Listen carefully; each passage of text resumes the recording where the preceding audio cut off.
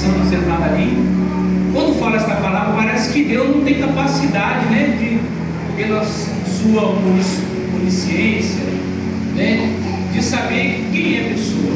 Mas Deus, essa palavra é para que a gente possa entender o que está acontecendo. Se Deus achou Davi, a gente começa a imaginar. Se Deus achou Davi, porque ele estava procurando o quê? Procurando por alguém, certo? Então, quando Deus diz essa palavra, agora Deus manda Samuel ir até a casa de Jessé, porque ali Deus já tinha se provido de um rei. Então, quando a gente começa a analisar essa história, olha, a gente precisa entender que ninguém é insubstituível. Deus não tem plano A nem plano B, que a gente ouve falar. Mas se você não quiser, se você não se posicionar, Deus vai levantar outra pessoa no seu lugar. Você pode estar tranquilo. Ah, não quero fazer, tudo bem, Deus vai respeitar, vai levantar outro no seu lugar. Agora o preço, aí é com você.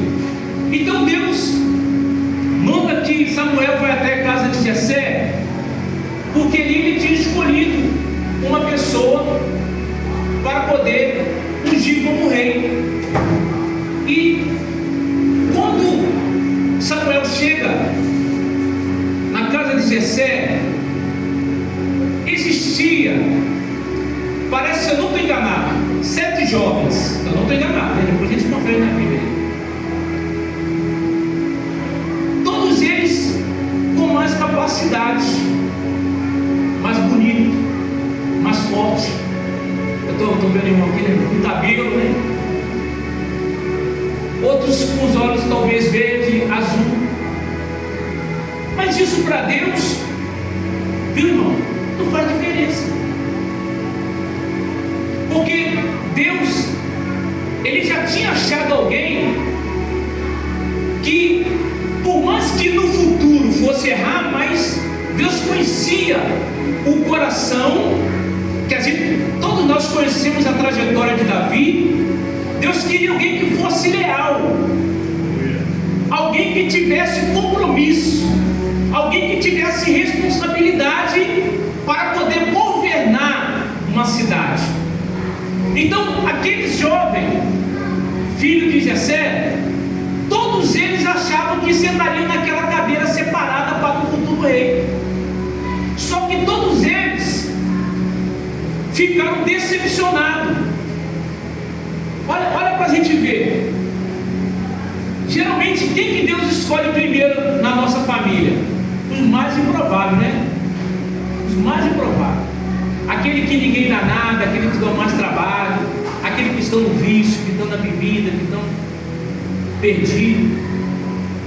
Então ninguém imaginava, porque até segundo, né? Alguns teólogos, Davi era um filho bastardo, né? Porque depois, isso é uma história longa. Então Deus escolhe Davi e unge na frente dos seus irmãos. E o que eu acho importante nessa unção é que quando Samuel unge Davi, a Bíblia fala que na mesma hora o Espírito Santo se apossou dele. Então Davi, ele tinha toda uma trajetória, mesmo sendo novo, ele tinha toda uma trajetória que ninguém conhecia. Matar o urso, matar o leão, arrancar da boca, né, do leão e do urso as ovelhas.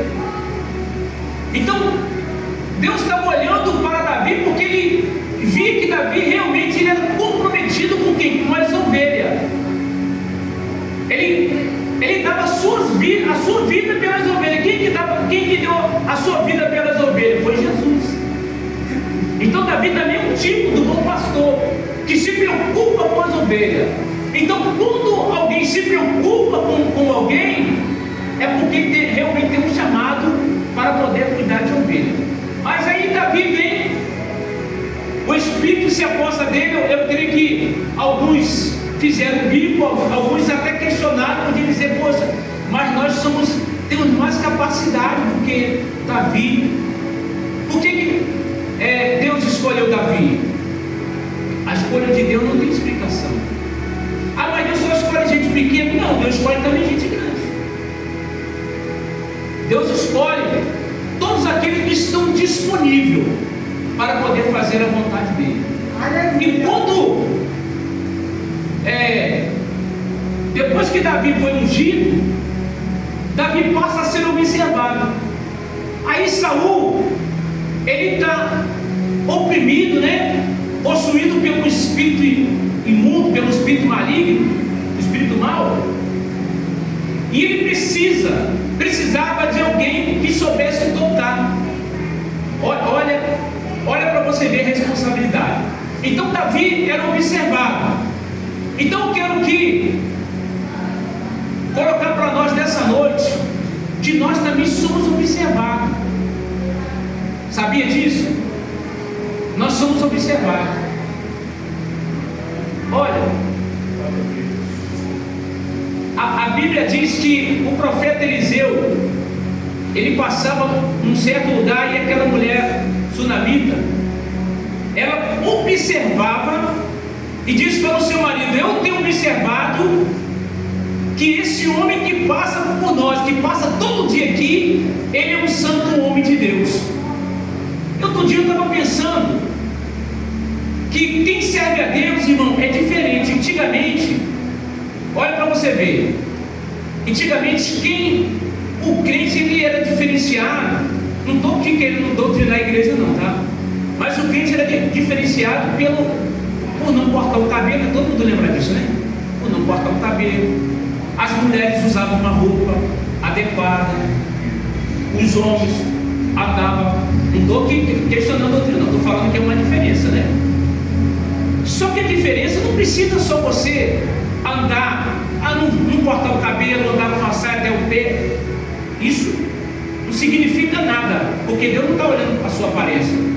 Mas o que as pessoas estão olhando para você, te observando, são as suas atitudes. É verdade. O seu linguajar, a sua forma de vestir. Hoje, eu não sou contra não, eu acho que respeito cada um na sua forma. Mas hoje nós estamos procurando estar igual o mundo. Todo mundo está fazendo tatuagem, eu vou fazer também. Todo mundo está pintando o cabelo de vermelho. Hoje também está difícil hoje. Todo mundo está pintando o cabelo de vermelho, eu vou pintar também. Mas como que a gente vai observar, pastora? Ver a diferença daquele que está servindo a Deus e daquele que não está. Porque hoje os crentes, se tiver uma turminha de pessoas, você não sabe quem é crente e quem não é. Por quê? Porque os crentes hoje estão xingando, estão falando de mulheres, estão fazendo um monte de gestos obscenos. Mas que prova que você tem que tem que ser diferente? Quando Jesus foi preso, alguém se aproximou de Pedro e disse assim: você também é um deles. Até o jeito, a forma de você falar é igual a dele. E o crente ele tem que ser parecido com quem? Tem que ser parecido com Jesus. Aleluia. Então Deus, as pessoas estão nos observando. E o que elas estão vendo em nós? Aquela mulher viu que o profeta Eliseu era um santo homem de Deus. Então as pessoas estão olhando o nosso casamento. Os teus filhos estão observando como que você trata a tua esposa, como você trata o teu marido. Você é observado. E Paulo disse para Timóteo: ser o exemplo dos fiéis. Então nós temos que ser um exemplo, nós temos que ser padrão. Só que infelizmente nós estamos deixando muito a desejar. Quem mais nos observa? Satanás. Quando a gente vê no capítulo 1 de Jó, Deus falou uma pergunta para Satanás: tu tem observado meu servo Jó? Aí vamos dizer que hoje Deus fala para Satanás assim: Você tem observado, eu observo ali na Igreja Batista, o comportamento deles.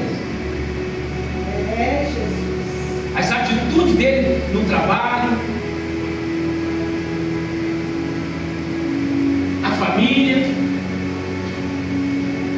escondido quando ninguém está vendo. Você tem observado? Satanás é que é o nosso acusador.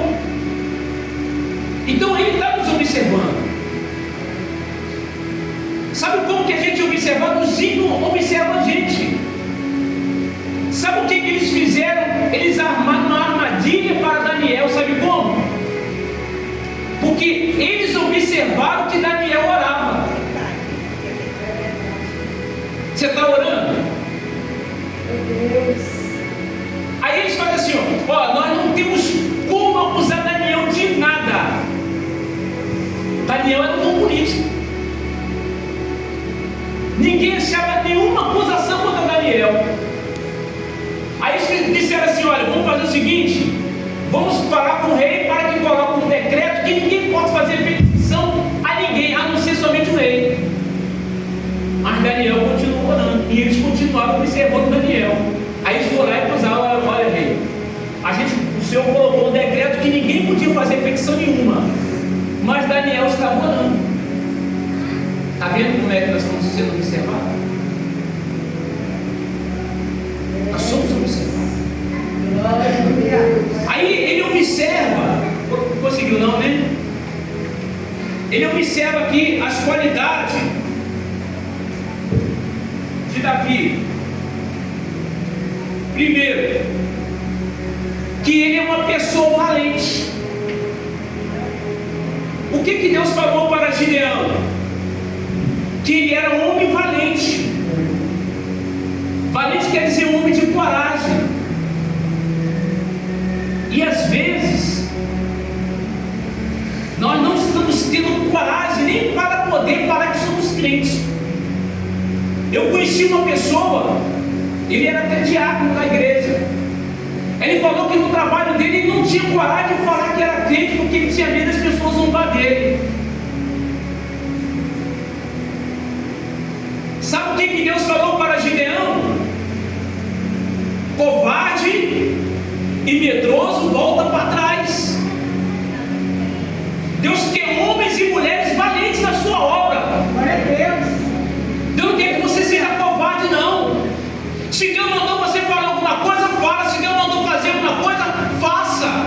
Não tenha medo. Ah, se eu falar, eu estou me expondo, eu estou com medo de crítica. Não. Deus chamou você para ser valente. A Bíblia diz que Deus falou para Timóteo, olha, não dê um espírito de temor, mas de ousadia, de autoridade. Deus está te dando autoridade nesta noite. Deus quer que você tenha coragem. Aí ele observa. Glória a Deus. Aleluia. Fala, Deus. Que ele é valente Aleluia. e animoso. Quer dizer, homem animado. Você já reparou o tanto que a gente é desanimado com as coisas de Deus? Não estou dizendo aqui não. Quando a gente não era crente, domingo era meia-noite que a gente chegava em casa. 1h da manhã, até trabalhando outro dia. No culto, 9 horas, se passar de 9 horas, a não ser que você está na usiminha, né? Vai pegar 10 horas, né? Deu 9 horas, acabou o culto para muita gente. Então Deus quer que você seja um crente animado. Eu falei algumas vezes aqui sobre palavras proféticas para a gente tomar posse.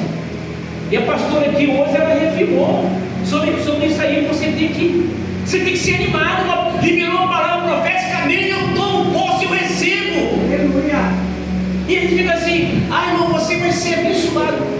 Aí está assim, ó. Se fosse nos shows, a gente estava pulando. assim, é a última música, já está acabando, que pena. No culto se fala assim, o culto está acabando, graças a Deus. Ainda mais hoje, né? Que está meio pesado, né?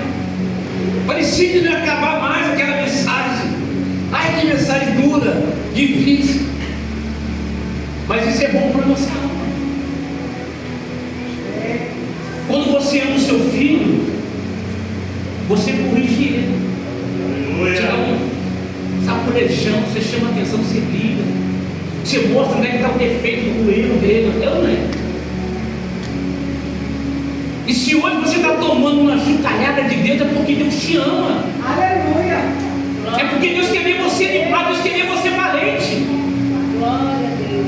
Deus quer que você se anima. Deus está te observando. E nem tenta se esconder porque Ele já te achou. Aleluia. Nem tenta dar desculpa como Jeremias. Ah, eu sou uma criança, não tem problema não. Deus vai colocar a palavra dentro da tua boca. Não adianta se esconder de Deus. Se Ele te achou, não adianta. A Bíblia diz que Ele está procurando verdadeiros adoradores. Glória a Deus. Aleluia.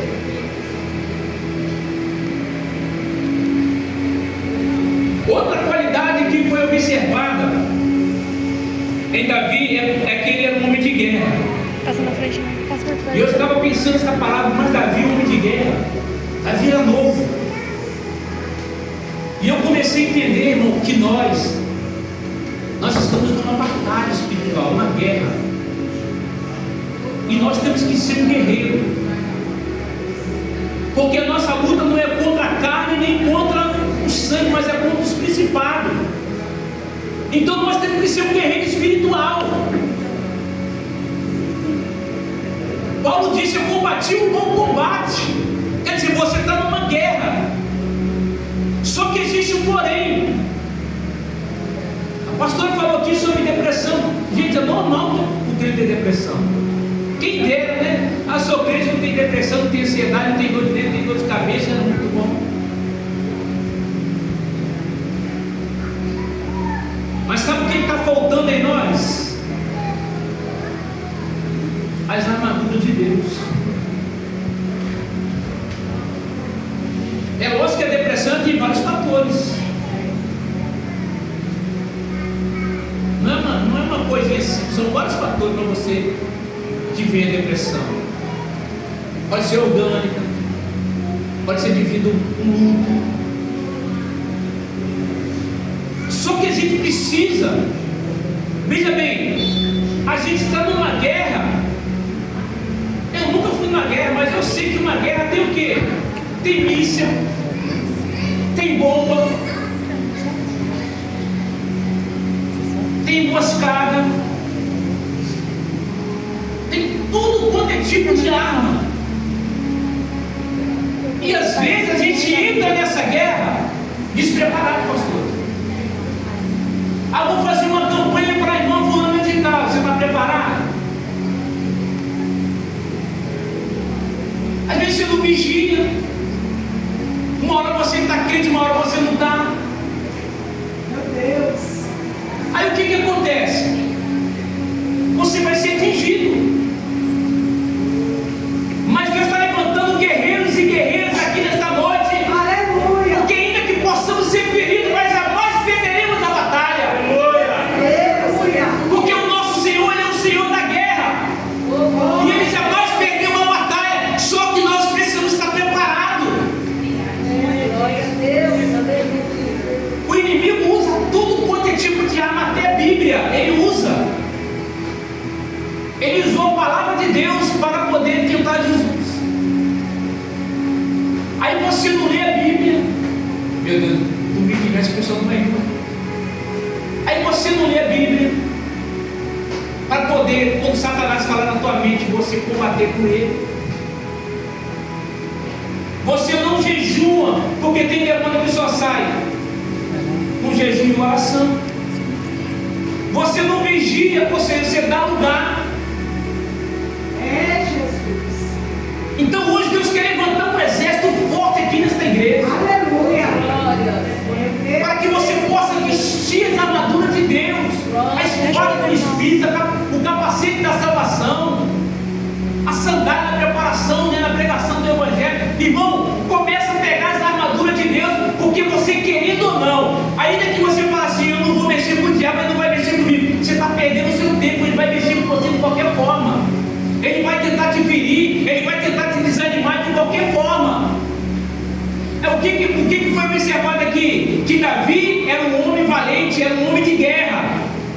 Deus quer levantar valentes e guerreiros para esta batalha. Aleluia.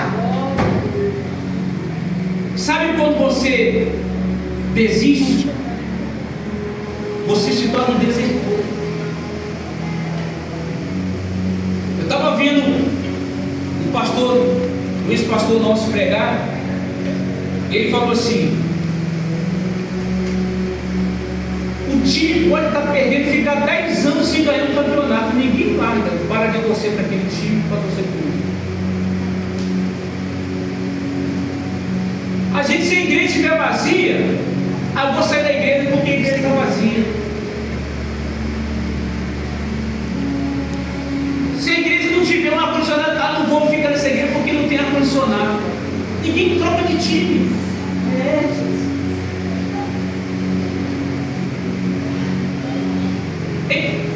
Jesus, a gente, vou sair da igreja, eu vou mudar de igreja, eu vou desviar. Não, é porque você não se preparou para poder enfrentar os embates espirituais.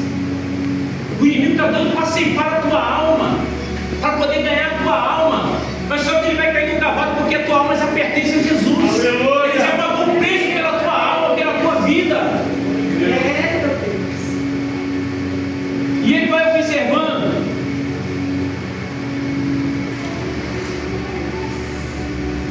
que Davi era um homem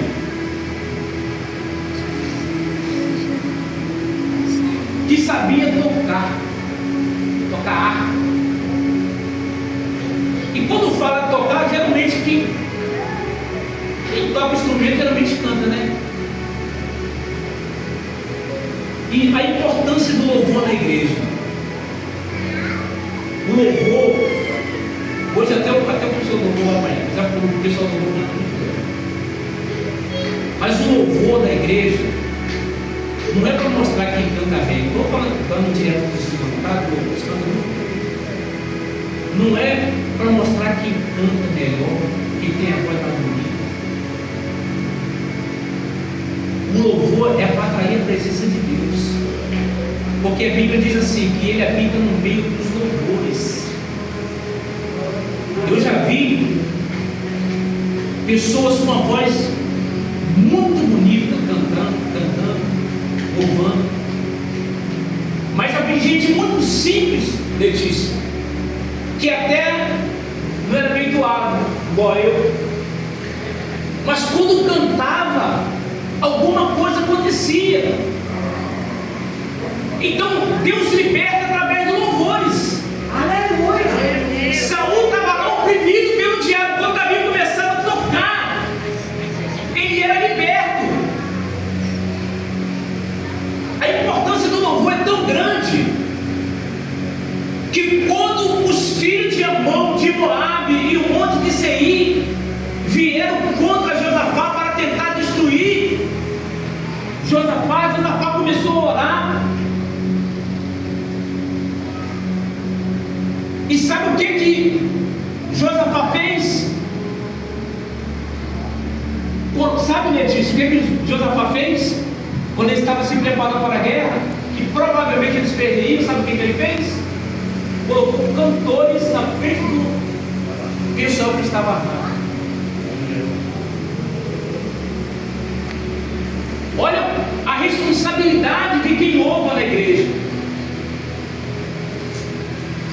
Eu nunca vi em toda a minha vida você preparar um exército, pastor. Quem está armado vai atrás e quem canta vai na frente. Sabe o que é isso? É o poder do louvor. Paulo e Silas, quando estavam na prisão, que orava e cantava, aquilo ali estremeceu. Aleluia. Aleluia. Glória a Deus. Deus está precisando de pessoas realmente que entram nesse nível que nós entramos nesse nível de adoração, de louvor. Ah, não, estou chamando atenção do seu louvor. Não vou cantar mais na igreja, ela me chama. É isso não, é mensagem, tá? Glória a Deus. Então a responsabilidade da gente louvar. Se você foi consagrado para louvar a Deus, eu sempre tive isso desde que eu me converti, mais de 30 anos atrás. Eu não posso cantar uma música secular, não. Não posso.